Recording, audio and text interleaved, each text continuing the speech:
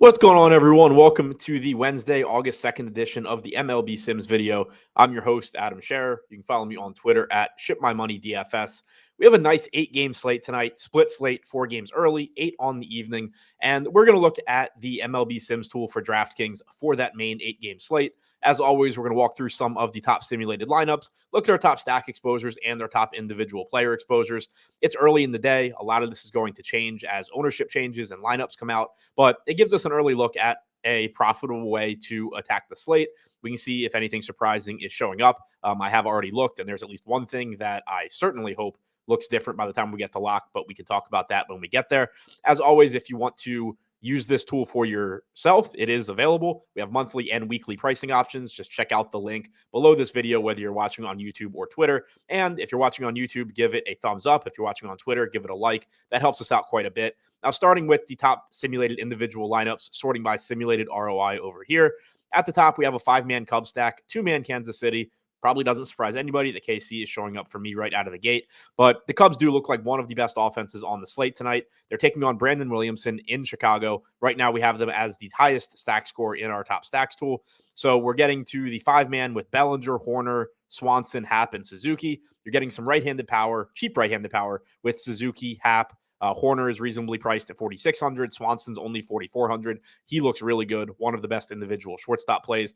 Don't love Bellinger lefty-lefty because Williamson has actually been competent in that split, but it probably also means Bellinger's not going to be that popular. So it's nice to have him in there as well. Obviously, he does give you plenty of upside.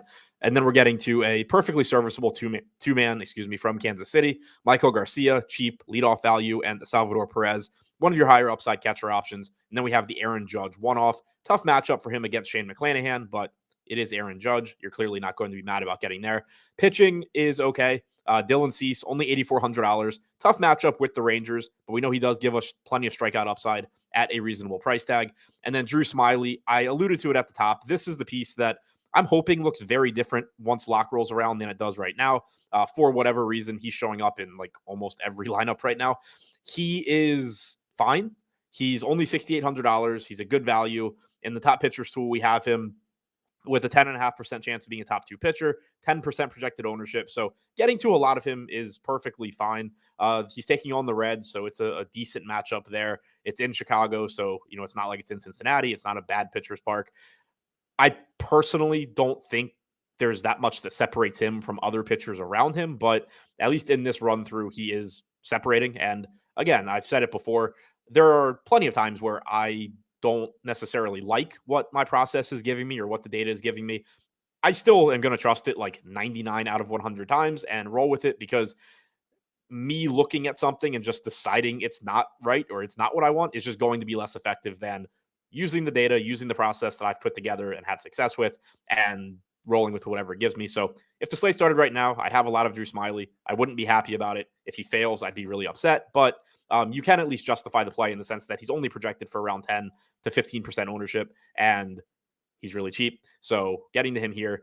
Next, we have a 5-man Minnesota, 2-man Cubs stack. I like this one. Minnesota's a really interesting offense today.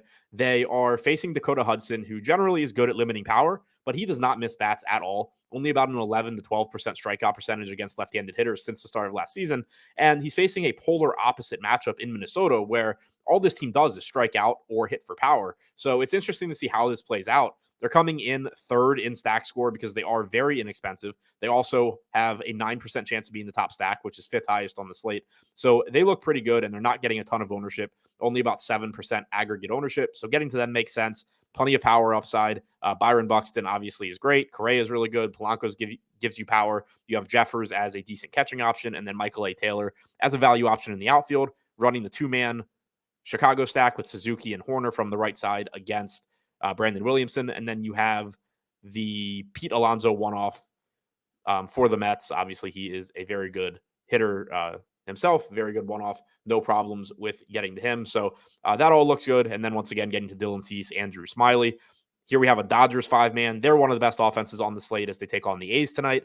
Hogan Harris on the mound for Oakland. He's not a terrible pitcher, but the Dodgers are much better at hitting than he is at pitching. It's a park downgrade for him as well, as Dodger Stadium is one of the best home run parks in baseball. So here we're going even cheaper at pitching. Smyly and Dunning just essentially punting the position with two guys that are not exciting whatsoever, but do project as decent point per dollar options. That's allowing us to get to Will Smith, Mookie Betts, Chris Taylor, Ahmed Rosario, and JD Martinez. A bunch of right-handed power here against the left-handed Harris.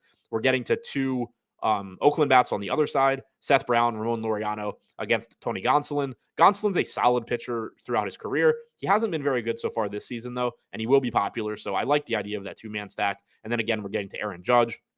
Here we have a 5-man Tampa stack, 5-man Baltimore, 5-man KC, 5-man Texas. So it does stand out here that we are getting a little bit more spread out in stacks than we have on recent slates where it's just been jamming in the Padres and or the Rockies in Coors Field. You are getting a nice mix here, which I think is more fun than just jamming one team in. So I always like when it shows up like that. Now, looking at the top 150 lineups, we can look at stack exposures first. And at the top, we're getting to the Cubs, 18%. 5-mans. So again, very different than the last couple of days where it's been 40, 50% Padres. 5-man Cub stack showing up at 18%. Then the Dodgers at 12, Twins at 11. Those are the three teams I already talked about when we went through those lineups individually.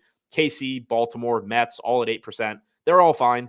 Kansas City is obviously not a very exciting team to get to. They have a tough matchup against Kodai Senga, but you do still have the Bobby Witt and Salvador Perez pieces that are appealing, and then you have a bunch of cheap guys around them.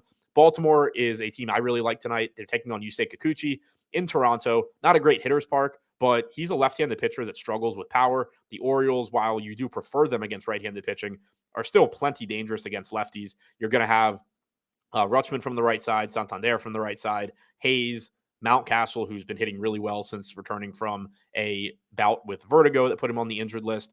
May or may not have Gunnar Henderson in the lineup against the lefty, but if you do, he's still a good play, even though he has struggled against them. He's been better as of late, and Kikuchi isn't elite against lefties by any stretch. So Baltimore, a lot of ways you can go there. They also have plenty of cheap bats. The Mets look good. They are currently second in stack score as they take on Cole Reagans tonight in Kansas City. So very happy with the stacks that we're getting to. And then now we can look individually at our exposures. And again, this is the spot that I think it's going to look different by lock. I certainly hope it looks different by lock. There's nothing that makes me want 80+% Drew Smyly, but he is a good pitching value. He's okay. He projects well for a $6,800 price tag. Again, this is just a pitcher where there's nothing specifically I can say about him that's good. He's got a track record of being an average-ish pitcher. He's only $6,800. He has a 20.5% strikeout percentage this year, 4.7 xFIP. Again, there's nothing where I'm saying, oh, I think this is a great play people are missing out on, but he is just showing up as a really important piece in the rest of what we can do. Drew Smyly himself is kind of whatever, but he's allowing you to get to those Dodgers bats, expensive one-offs, high upside one-offs, whatever it may be. Dylan Cease, 32% exposure, 20% projected ownership. That tough matchup with the Rangers is certainly scary, but no Corey Seager, no Jonah Heim makes that lineup a little bit weaker. And Cease is one of the better strikeout pitchers on the slate. Third highest strikeout percentage this season behind Joe Ryan and Kodai Senga. He's only 8,400, so that does mitigate some of the risk. Then you start getting into some more bats here. Mookie Betts, 28%. Seiya Suzuki, 27% are two highest owned hitters. Both of those make sense. Betts really expensive with MPE, but in a really good spot in LA against Hogan Harris. Suzuki has struggled a bit this year. He's been disappointing, but he's got a really good matchup against Williamson, and he's very inexpensive. Dansby Swanson, 14% projected ownership, 23% exposure, one of the best shortstop plays. Getting a little bit over the field on Alonso here, Will Smith, Nico Horner, Byron Buxton. Very happy getting to all of these hitters, a bunch of guys that look like either the best overall hitters on the slate or the best values. Yusei Kikuchi, right in line with ownership there. So we can look at where we're getting the most over the field. That is obviously Drew Smyly, followed by Cease, followed by Betts, Swanson, Judge, but nothing that really stands out as being too crazy here outside of Smyly. Again, that's a little bit insane, but it is what it is. As far as the other direction, getting under the field on Logan Webb, he's projected for 24% ownership tonight. We're only getting to about 7%. He's a very good pitcher, sub 3 xFIP, 25% strikeout percentage. The Diamondbacks, his opponent, only have about a 3.3 implied run total. So it makes a lot of sense why people are getting there, but it also does kind of scare me where it's not a easy matchup for him. You're paying full price and he's popular. I never really mind getting away from those guys. Gonsolin, we're getting under the field, 26% projected ownership. We're getting to 9. He has a very good matchup against Oakland. I understand why people are getting there. He's reasonably priced at 7,500, but at the same time, he hasn't been very good this year. xFIP north of 5, striking out less than 20% of hitters. I think this is one reason why Drew Smyly is showing up as much as he is. You're getting basically twice the ownership coming into Gonsolin, and he doesn't project all that differently from Smyly. I will say that I personally love the idea of moving some of this Gonsolin, Smiley, Dunning exposure to $7,200 Grayson Rodriguez just based on his upside. But that didn't show up in this sim. And again, it's not something I'm going to force. I'm just putting it out there as I think a good idea, even though it didn't show up here. Dane Dunning, $6,100, 14% projected ownership. Not a good strikeout pitcher, just happens to be in a decent spot against the White Sox. I never mind getting away from popular pitchers like that, where you're just saying, hey, maybe this guy won't suck. Now, 15% of the field's going to play him. Don't mind getting away from those. So pretty happy with everything we're seeing up here at the top. The one that surprises me the most here is Kodai Senga. Good matchup against KC, reasonable price point, second highest projected pitcher on the slate. In our projections, he's a little bit lower in mine, but I still think he's really good. He's a very good strikeout pitcher. 29% strikeout percentage is second highest on this slate.